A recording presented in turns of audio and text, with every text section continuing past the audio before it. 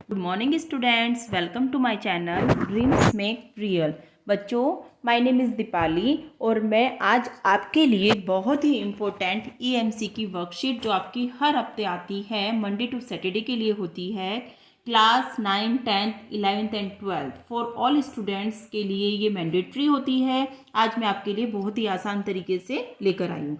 तो बच्चों, आज की आपकी ईएमसी की वर्कशीट नंबर 21 है, जिसकी डेट हमारी 21 दिसंबर से लेकर 27 दिसंबर तक की डेट रहेगी। तो बच्चों, आज की इस ईएमसी की वर्कशीट का टॉपिक हमारा रहेगा आइडेंटिफाइंग एंड परसुइंग अपॉर्चुनिटी, यानी मौके को पहचानना और उसका फ़ायदा उठाना। तो बच्चों, आपने देखा ही है कि ईएमसी की वर्कशीट हमारी प्रैक्टिकल लाइफ में कितनी ज़रूरी होती हैं, हमारे अंदर कितनी अच्छी अच्छी समझ डेवलप होती है इस ईएमसी की वर्कशीट से। हालांकि ये हमारे पढ़ाई से रिलेटेड नहीं होती, एकेडमिक सेशन से रिलेटेड नहीं होती, बट इसके थ्रू हमें अपनी प्रैक्टिकल लाइफ में बहुत अच्छी अच्छी बातें सीखने के लिए मिलती हैं। हमारे अंदर बहुत सारी अच्छी स्किल्स डेवलप होती हैं, जिससे हम अपना क्या कर सकते हैं, फुली डेवलपमेंट हमारा सोसाइटी में पॉसिबल होता है। तो बच्चों, आज की हम अपनी इस वर्कशीट का topic identifying and pursuing opportunity को आगे देखते हैं कि इस वर्कशीट में हमें क्या क्या टास्क दिए गए हैं। चलिए देख लेते हैं। हेलो दोस्तों, इस बार ईएमसी बड़ी फिर हाजिर है नई वर्कशीट के साथ। तो इस हफ्ते की थीम है मौके ढूंढना और उन पर काम करना। देखिए बच्चों, जब भी हम समाज में कोई अच्छा काम करना चाहते हैं तो हमें क्या करना होता है, जैसे कि हमने लास्ट वर्कशीट में भी पढ़ा था कि हमें टेकिंग इनिशिएटिव, हमें अपनी पहल करनी होती है।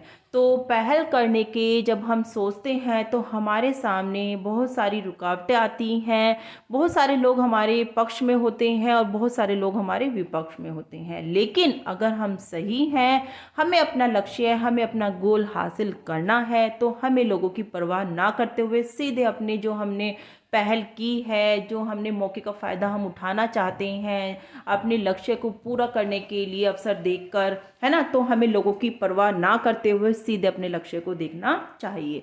और जब हम अपने लक्ष्य में कामयाब हो जाते हैं, समाज के लिए कुछ अच्छा कर दिखाते हैं, तो बच्चों वही लोग जो हमारे विपक्ष में थे तो वो बाद में फिर हमारे पक्ष में हो जाते हैं, हमारे साथ हो जाते हैं। तो हमें थोड़ी समय के लिए मुसीबतों को सामना करना पड़ सकता है, लेकिन बच्चों अगर हमारे अंदर डिटर्मिनेशन है, हमारे अंदर कुछ कर दिखाने की क्षमता है, तो बच्चों हमें पीछे नहीं हटना चाहिए। पिछले दिनों हमने पहल करने के बारे में समझा था। तो आइए इस बार ये सोचते हैं कि पहल किन मुद्दों पर और कैसे की जाती है। इसका एक तरीका है अपने आसपास की जगहों और वहाँ हो रही गतिविधियों को ध्यान से देखना कि हमारे आसपास, हमारे समाज में, हमारी कॉलोनी में किस चीज़ की ज़रूरत है, किस चीज़ के लिए हमें पहल करनी चाहिए, किस चीज़ के लिए हमें अवसर को ढूंढकर उस मौके का फ़ायदा उठाना चाहिए और उनसे मौके का फ़ायदा ढूंढना। आप सोच रहे होंगे कि इतना आसान है क्या? तो फिर करके ही देख लेते हैं ना, क्योंकि ईएमसी मतलब खुद करना और अपने अनुभव से सीखना। तो ईएमसी की वर्कशीट हमें यही सिखाती हैं कि हम क्या कर रहे हैं, जो हम मौका है, मौका हमें किस तरह से अपने मौके का फ़ायदा उठाना है, हमें अपने समाज को फुली डेवलप बनाना है। इसी कारण से ये हमारी ईएमसी की वर्कशीट आती है, ताकि हमें कुछ हौसला मिले। क्योंकि बच्चों अभी आप 9, 10th, 11th, 12th के छोटे बच्चे हो, और अगर अभी से आपके अंदर डिटर्मिनेशन है, कुछ कर दिखाने की भावनाएं हैं, फीलिंग है, तो आप निश्चय ही अपने फ्यूचर में एक सक्सेसफुल पर्सन बनकर दिखाओगे। देखिए बच्चों, मेट्रो स्टेशन पर इस तरह से लाइन में खड़े होना और टिकट लेना आपने भी अनुभव किया होगा। देखिए किस तरह से, जो पहले का टाइम था ना, आजकल तो हम वेंडिंग मशीन का इस्तेमाल करने लगे हैं, वेंडिंग मशीन का इस्तेमाल करने लगे हैं कि हमें घंटों लाइन में टिकट लेने के लिए इस तरह से नहीं लगना पड़ता। इससे बहुत ज़्यादा समय की बर्बादी होती है। अब तो इस तरह से टोकन निकाले जाते हैं, समय बच जाता है। और अच्छी बात तो यह है कि अब हमारी सरकार ऑनलाइन टिकट की भी सुविधा उपलब्ध कराने वाली है मेट्रो स्टेशन के लिए। तो देखिए बच्चों, इन पिक्चर्स को ध्यान से देखिए, अपने साथियों परिवार के साथ मिलकर सोचिए कि मेट्रो स्टेशन पर लोगों को क्या क्या समस्या होती है और आज की तारीख में उन्हें सुलझाने के लिए 2-3 रचनात्मक बिजनेस आइडियाज़ भी कौन कौन से आप दे सकते हैं। तो बच्चों, मैंने आपके लिए मेट्रो से संबंधित समस्याएं और उनके सॉल्यूशन तीनों नीचे वर्कशीट के एंड में लिखे हैं, तो डोंट वरी अबाउट दैट। उदाहरण के लिए पेटीएम के द्वारा टिकट का भुगतान कर पाना, जिससे बहुत से लोग लाइन में खड़े होने की असुविधा से बच पाते हैं। क्योंकि आपने देखा होगा कि आजकल पेटीएम के द्वारा भी टिकट का भुगतान कर दिया जाता है ना, जिससे हमें घंटों लाइन में खड़े नहीं होना पड़ता। हमारे समय भी बहुत सारा जो कीमती समय है आजकल की बिजी लाइफ में वो बच जाता है। ज़रूरी नहीं है कि यह आइडियाज़ इन पिक्चर्स में दिख रहे हों। आप अपने अनुभव से या गूगल सर्च करके भी यह पता लगा सकते हैं। क्योंकि बच्चों, आपको तो पता ही है आजकल जो चीज़ हमें मतलब हम जिस चीज़ को जानना चाहते हैं, जिस चीज़ की क्यूरियोसिटी हमारे अंदर होती है, हम गूगल पर सर्च करके देख सकते हैं कि हमारे लिए गवर्नमेंट क्या क्या फैसिलिटीज़ उपलब्ध करा रही है या आने वाले फ्यूचर में हमारे लिए क्या क्या फैसिलिटी गवर्नमेंट हमारे लिए उपलब्ध कराने वाली है। वो सब आपको गूगल पे डालकर मिल सकता है। तो देखिए, मेट्रो से जुड़ी हुई समस्याएं और उन्हें सुलझाने के लिए प्रचलित रचनात्मक बिजनेस आइडियाज़ हमने क्या क्या दिए हैं। तो बच्चों, एक तो आपका आज का टास्क यही रहेगा कि आपको 3 समस्याएं और 3 उनके सॉल्यूशन देने हैं, मेट्रो से जुड़ी समस्याएं, और बताना है कि आपकी बनाई गई लिस्ट में कौन सा मतलब सॉल्यूशन आपको सबसे अच्छा लग रहा है और क्यों लग रहा है ना, ये भी आपको बताना है। तो बच्चों, जो मैंने समस्याएं दी हैं, जो मैंने सॉल्यूशन दिए हैं, ज़रूरी नहीं है कि आप वही दो। आपके मन में, आपके दिमाग में कोई और समस्या, कोई और, आप कभी मेट्रो में अपनी मम्मी पापा के साथ गए हैं, आपने कोई बड़ी समस्या को फेस किया है, तो आप वो भी यहाँ पर शेयर कर सकते हैं। आपको ईएमसी की वर्कशीट में लिखते समय बच्चों डरने की बिल्कुल भी ज़रूरत नहीं है, क्योंकि this is not a part of our academic session, क्योंकि यह हमारे एकेडमिक सेशन का कोई पार्ट नहीं है। आप खुलकर अपनी अभिव्यक्ति, खुलकर अपने आइडियाज़ यहाँ पर शेयर कर सकते हैं। याद है ना, आपको अपनी व्यक्तिगत सोच यहाँ साझा करनी है। इसका कोई सही या गलत जवाब नहीं है। देखो, जैसे कि मैंने अभी आपको बताया है कि कोई आपको ये नहीं कहेगा कि ये आइडिया गलत है, ये समस्या गलत है या ये सॉल्यूशन गलत है। तो बच्चों देखो, एक तो आपको आज की एक्टिविटी में यही टास्क करना है कि मेट्रो से संबंधित 3 समस्याएं और उनके 3 सॉल्यूशन आपको देने हैं। और दूसरा टास्क बच्चों आपको क्या करना है, दूसरा टास्क नीचे है बच्चों, पहले हम ऊपर पढ़ लेते हैं कि क्या दिया गया है। पूरी मेट्रो यात्रा को विजुअलाइज करने के लिए इस चित्र की मदद भी ले सकते हैं। जैसे कि आपका घर है, घर से आपका मेट्रो स्टेशन देखिए जा रहा है और फिर आपकी डेस्टिनेशन ये हो गई जहाँ पर आपको पहुँचना है। ओके, तो मेट्रो कितने बजे निकलती है यह पता न होना, जिससे थोड़ी घबराहट होती है। अगर हमें ये नहीं पता कि मेट्रो कितने बजे निकलती है तो हमें थोड़ी सी घबराहट होती है जब हम घर से निकलते हैं।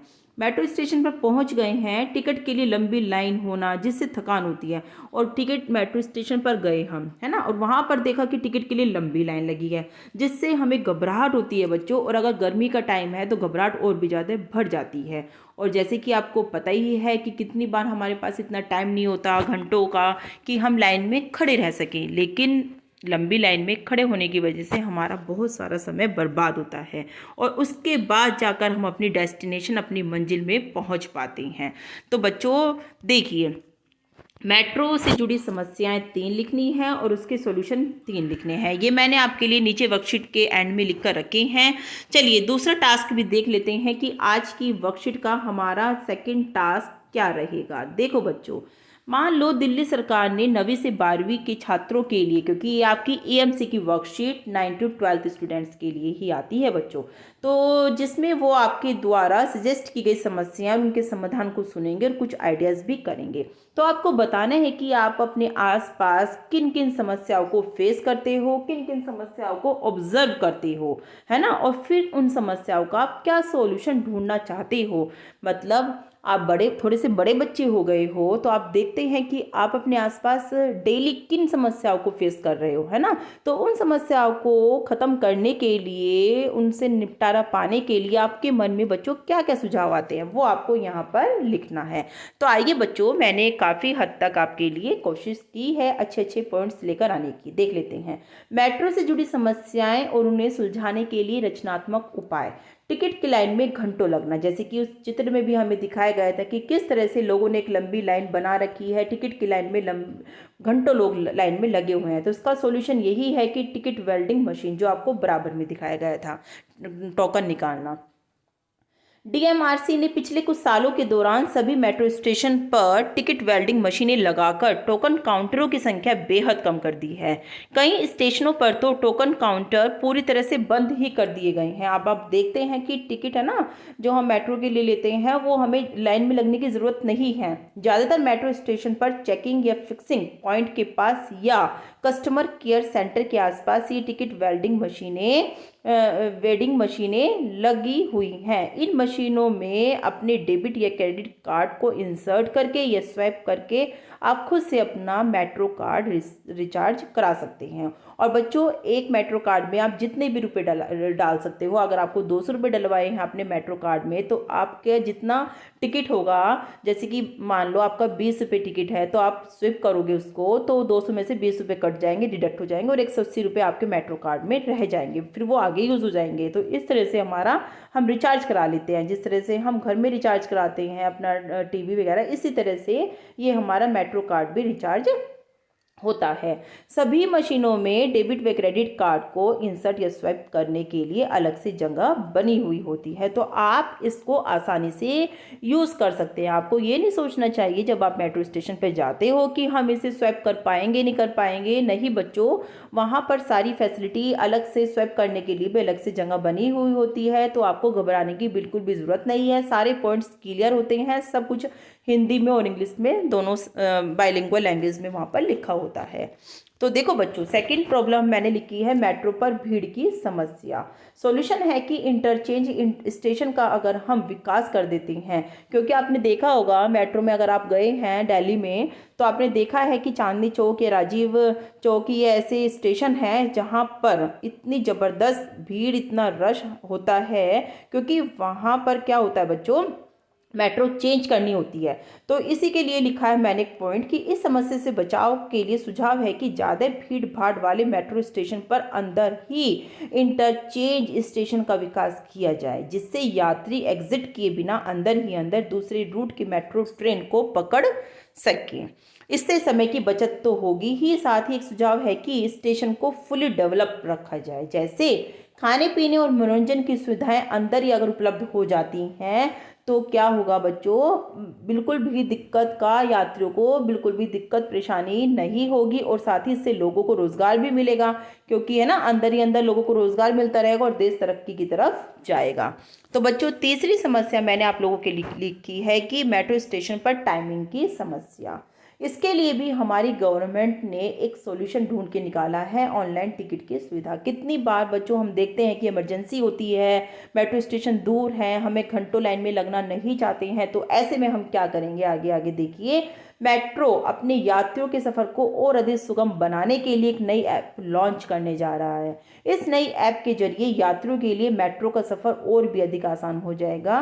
मेट्रो रेलवे ऐप की मदद से अब यात्री जल्दी ही मेट्रो टिकट ऑनलाइन खरीद सकेंगे, क्योंकि बच्चों आपने देखा ही है कि अगर हम आज के ज़माने में किसी हिल स्टेशन पर जा रहे हैं, किसी होटल की बुकिंग, किसी रेस्टोरेंट की बुकिंग हमें करानी है, तो हम ऑनलाइन बुकिंग कर देते हैं। लेकिन अब मेट्रो स्टेशन पर हमारी गवर्नमेंट ने ये सुविधा उपलब्ध करा दी है। अगर हमें कहीं जाना है, मेट्रो का टिकट बुक कराना है, तो हम ऑनलाइन टिकट बुक करा सकते हैं, जिसके बाद टोकन खरीदने या स्मार्ट कार्ड में रिचार्ज कराने के लिए यात्रियों को वक्त बर्बाद नहीं करना पड़ेगा। देखो, मतलब लाइन से बचने के लिए तो स्मार्ट कार्ड आया था, जो सेकंड नंबर पे मैंने आपके लिए लिखा था, लेकिन अब हमारा देश इतनी तरक्की की तरफ बढ़ रहा है बच्चों कि अब रिचार्ज करने के लिए भी यात्रियों को समय वेस्ट नहीं करना, अब तो सीधे ऑनलाइन बुकिंग कर सकते हैं आप। तो ऐप के जरिए टिकट सॉरी बच्चों, यहाँ पर 2 बार लिखा गया है। ये ऐप के जरिए टिकट बुक करने के लिए सिर्फ आपको क्या करना है, OQR कोड रिसीव करना होगा। ठीक है, क्विक रेस्पॉन्स कोड आपको रिसीव करना होगा, आपके उस मोबाइल पर आएगा। इसके बाद यात्रा करने के लिए कोड को गेट पर एंट्री के दौरान प्रयोग करना होगा। तो बच्चों अब से कुछ टाइम बाद आप देखेंगे कि यही हमारे जो हम यात्री हैं, मेट्रो में सफ़र करना चाहते हैं, अब हमारे लिए ये ऐप जल्दी से जल्दी ही लॉन्च होने वाली है। क्विक रेस्पॉन्स हमारे मोबाइल में मिलेगा और हमारी क्विकली ऑनलाइन बुकिंग मेट्रो के लिए हो जाएगी। तो बच्चों अब इन 3 समस्याओं को और इनके सॉल्यूशन को आप लोग अपनी कॉपी में करना, और अगर कोई और सॉल्यूशन, कोई और समस्या आपने फेस की है तो आप वो भी शेयर कर सकते हैं। तो आगे का टास्क हमारा दिया गया था कि अपने आसपास की किन जगहों को ऑब्जर्व करके किन प्रॉब्लम को सोल्व करने के मौके आप लोग ढूंढेंगे। तो देखो बच्चों, सबसे पहले तो मुझे सबसे ज़्यादा तो लगती है समस्या पार्किंग की समस्या। पार्किंग की समस्या भी इलाके के लोगों के लिए एक बहुत बड़ी मुसीबत है। इस कारण लोग सड़कों पर जगह जगह गाड़ियां खड़ी कर देते हैं। इस कारण सड़क से गुजरना भी मुश्किल हो जाता है। ऐसे में यदि इलाके में कोई दुर्घटना घट जाए तो सड़क से गुजरने में ही काफ़ी समय लग जाएगा। लोगों का कहना है कि यह समस्या दिनों दिन और बढ़ती जा रही है, लेकिन इससे समाधान की ओर किसी का ध्यान ही नहीं जाता। पार्किंग की समस्या के समाधान के लिए सरकार को कुछ कड़े नियम बनाने चाहिए। सरकारी पार्किंग की सुविधा अवेलेबल करानी चाहिए, क्योंकि जिस तरह से लोग इधर उधर रोड छोटी होती हैं और अपनी गाड़ियां पार्क करके घंटों इधर उधर चले जाते हैं तो ट्रैफिक जाम हो जाता है। वो एक स्थान से दूसरे स्थान पर पहुंचने के लिए ही लोगों को घंटों लग जाते हैं। तो बच्चों अगर हमारी थोड़ी थोड़ी दूरी पर सरकार सरकारी पार्किंग अवेलेबल करा दे, सस्ते रेट में उपलब्ध करा दे, तो शायद लोगों को ये मुसीबत ना झेलनी पड़ेगी, इस प्रॉब्लम को फेस ना करना पड़े। नंबर 2 पे बच्चों जो मैं ज़्यादा समस्या को ऑब्जर्व करती हूँ वो है कूड़े की समस्या। इलाके में कूड़े की समस्या के कारण लोगों को रहना दुभर हो गया है। लोगों का कहना है कि सफाई कर्मचारी इलाके में नियमित रूप से नहीं आते और इसके चलते सड़कों पर जगह जगह गंदगी फैली रहती है। लोगों के मुताबिक तो कई घरों के आसपास की सड़कों की सफाई लोग स्वयं ही करते हैं। यदि इलाकों में सफाई कर्मचारी आते भी हैं तो कूड़े को किसी खाली स्थान पर डाल देते हैं, जिससे कूड़ा इकट्ठा होकर बीमारी का कारण बन जाता है। क्योंकि बच्चों आपको पता ही है कि अगर कूड़ा कई दिनों तक एक स्थान पर पड़ा सड़ता रहेगा तो क्या होंगे, मच्छर पनपेंगे वहाँ पर, और डेंगू मलेरिया जैसी बीमारियां तो आपको पता ही है कि किस तरह से थोड़े ही समय में महामारी का रूप ले लेती है। और अभी हम लोग पहले ही इतनी बड़ी समस्या कोरोना वायरस से जूझ रहे हैं, और अगर अभी भी हम अपने आप को अवेयर नहीं करते, कूड़ा इधर उधर डालते हैं, तो बच्चों हम अपने लिए क्या कर रहे हैं, हम अपने लिए विनाश खुद पैदा कर रहे हैं। सरकार को चाहिए कि कूड़ा इधर उधर डालने वाले लोगों के लिए कड़े नियम बनाएं। लोगों को ज़्यादा से ज़्यादा कूड़ेदान की सुविधा मुहैया कराएं, जो दिल्ली सरकार हमारे लिए आजकल कर ही रही है बच्चों, है ना, कर रही है ना। कि मतलब आपने देखा है कि किस तरह से दिल्ली गवर्नमेंट ने हम मतलब हर घर में 2 कूड़ेदान उपलब्ध कराए हैं। एक हरा कूड़ेदान और नीला, गीले कूड़े के लिए अलग कूड़ेदान और सूखे कूड़े के लिए अलग कूड़ेदान। तो बच्चों अगर हम अपने अंदर थोड़ी सी अवेयरनेस रखते हैं और साथ ही दूसरे लोगों को भी थोड़ा सा जागृत करते हैं कि किसी को देखते हैं कि कूड़ा इधर उधर डाल रहे हैं, अपने आस पड़ोस में देखते हैं, किसी छोटे बच्चे को देखते हैं या किसी को भी रोकते हैं देखते हैं, तो बच्चों हमें उन्हें तुरंत रोकना चाहिए। उन्हें बताना चाहिए कि ये कूड़ा आप लोग जो इधर उधर डाल रहे हैं ये आपके लिए नहीं बल्कि हमारे लिए भी बीमारी का कारण बन सकता है। तो हो सकता है बच्चों कि आपका एक कदम समाज को तरक्की की तरफ ले जाए, समाज को, लोगों की जान जो जाती रहती हैं इनसे बचाया जा सके। तो इस तरह से तीसरी समस्या मैंने लिखी है गरीब बच्चों को शिक्षित करना। एक मानव होने के नाते बच्चों हमारा ये फ़र्ज़ है कि जो बच्चे गरीब हैं, रेड लाइट पर पैसे मांगते हैं, हमें क्या करना चाहिए, उन बच्चों के लिए कम से कम एक फुटपाथ पाठशाला का विकास, फुटपाथ पाठशाला का विकास तो करना चाहिए। फुटपाथ होती है बच्चों जो रोड पर बना दी जाती है ना, पाठशाला का विकास करें, जिससे यह बच्चे अपने जीवन में काम आने वाली शिक्षा ग्रहण कर सकें और कोई रोजगार ढूंढ सके।